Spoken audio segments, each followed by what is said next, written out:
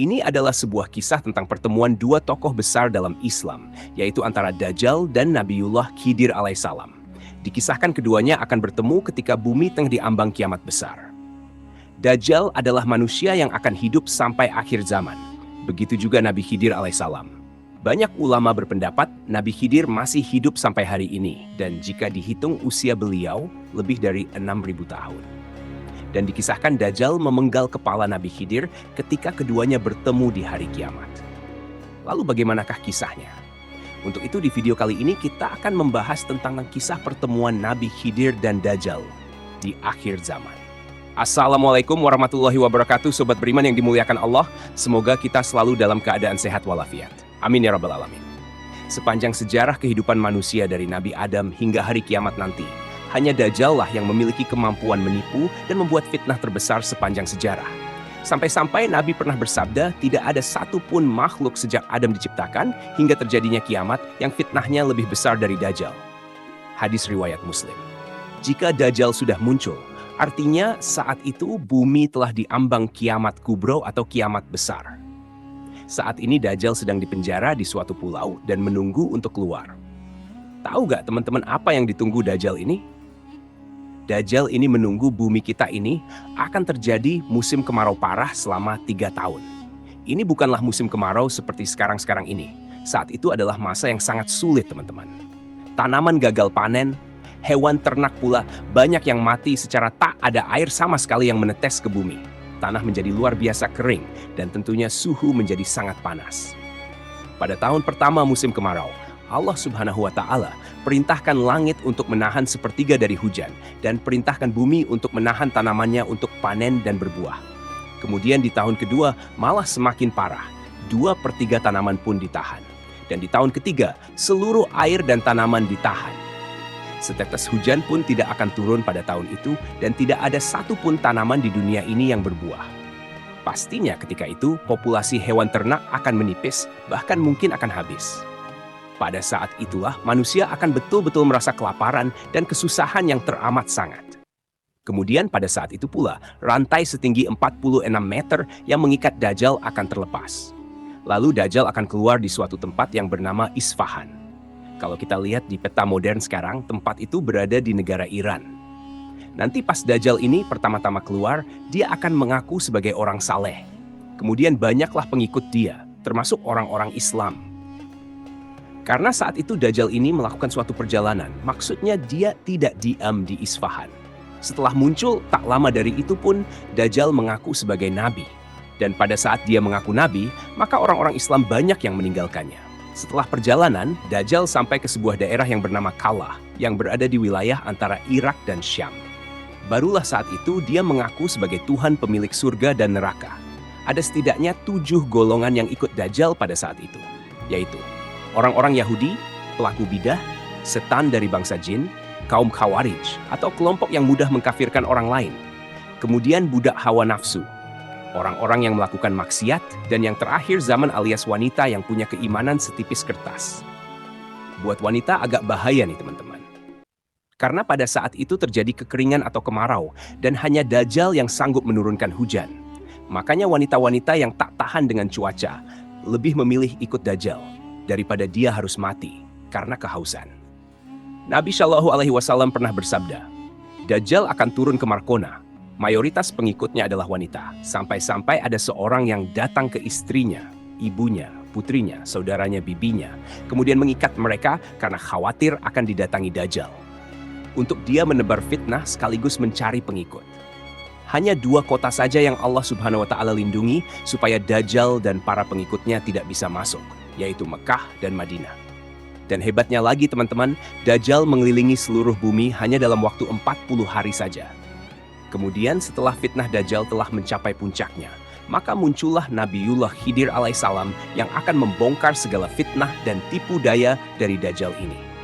Nabi Khidir akan bersaksi dan meyakinkan kepada seluruh umat manusia bahwa inilah Dajjal akhir zaman yang sesungguhnya. Beliau akan menjelaskan segala kebohongan yang dibuat Dajjal. Setelah Nabi Khidir bersaksi di hadapan umat manusia, kemudian Dajjal memenggal kepala Nabiullah Khidir alaihissalam. Lalu setelah melakukan itu, Dajjal memamerkan seluruh kekuatannya kepada umat manusia dengan maksud untuk merapuhkan keyakinan mereka atas persaksian Nabi Khidir tadi dan untuk lebih meyakinkan lagi kepada orang-orang.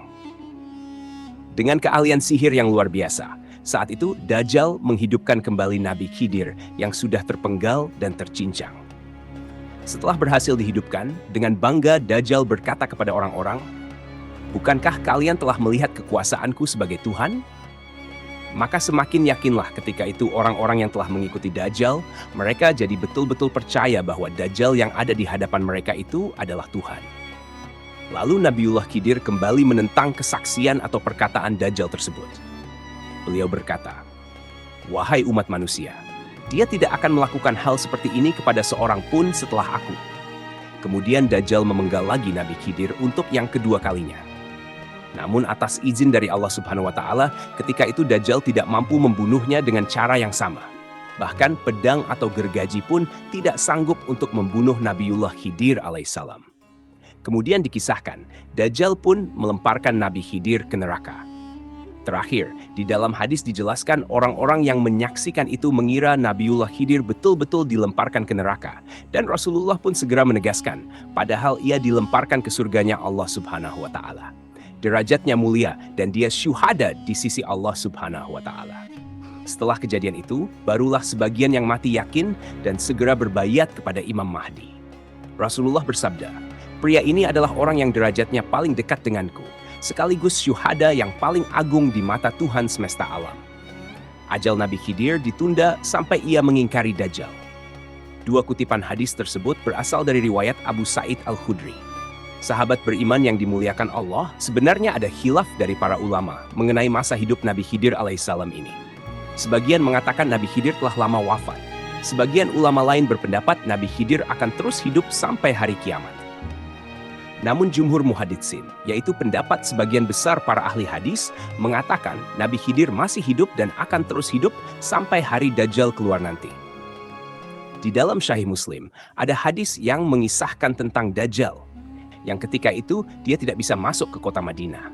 Lalu keluarlah seseorang dari sebaik-baiknya manusia, dan dia berkata, "Aku bersaksi bahwa kau benar-benar Dajjal yang dikatakan Rasulullah kepada kita." Lalu Dajjal berkata, "Bila aku bunuh orang ini lalu kuhidup kembali, apakah kalian masih mengeluh?" Mereka menjawab, "Tidak." Maka Dajjal membunuhnya, lalu menghidupkannya kembali. Lalu berkatalah laki-laki yang dibunuh itu, "Aku semakin yakin bahwa kaulah Dajjal." Maka Dajjal ingin membunuhnya lagi, namun Dajjal tak mampu. Di dalam riwayat Abu Ishaq, beliau berkata, laki-laki itu Nabiullah Khidir alaihissalam.